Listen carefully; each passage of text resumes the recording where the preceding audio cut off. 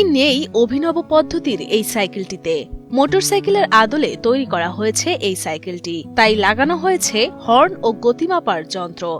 ব্যতিক্রমী এই সাইকেলটির টায়ার ও রিং বাদে সবই তৈরি করা হয়েছে কাঠ দিয়ে। প্যাডেলের পাশাপাশি সাইকেলটিতে আছে সৌরবিদ্যুৎ ও বিদ্যুতের মাধ্যমে ব্যাটারি চার্জের ব্যবস্থা।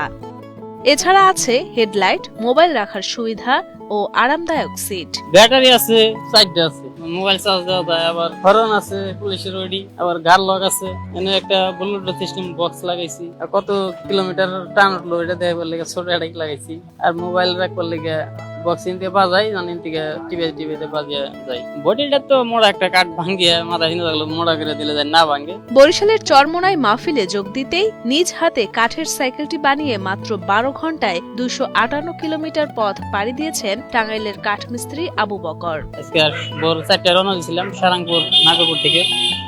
আজকে রাত 8টায় বাজে এখন। বাড়ির মানুষ সবাই না করছে যে নিয়ে যাবো না গাড়ি করে রাস্তা একা একা। আবার আমি কই ডরাই না, রাস্তায় যাবো আল্লাহর ওলির দরবারে যাওয়া। কোন রকম প্রাতিষ্ঠানিক শিক্ষা জ্ঞান ছাড়াই শুধুমাত্র কর্মদক্ষতাকে কাজে লাগিয়ে এই সাইকেলটি তৈরি করেছেন তিনি।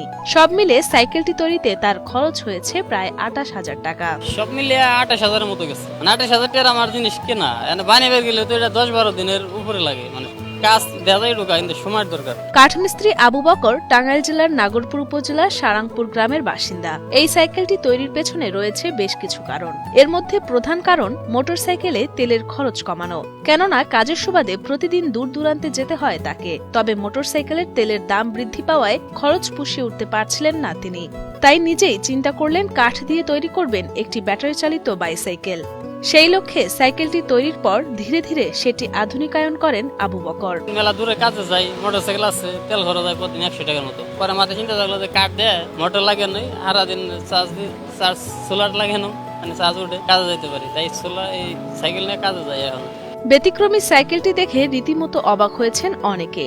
বুদ্ধি ও শ্রমকে কাজে লাগিয়ে সাইকেলটি তৈরি করায় তাকে বাহবা জানান সবাই। আসলে আমি জীবনে অনেক সাইকেল দেখছি, শুনছি কাঠের সাইকেলের কথা, কিন্তু দেখি নাই কোনো সময়। সাইকেলটা দেখলাম সম্পূর্ণই কাঠের তৈরি। তো এক সাইকেলের ভিতরে একের ভিতরে 3, এই জিনিসটা আসলে খুবই ইউনিক।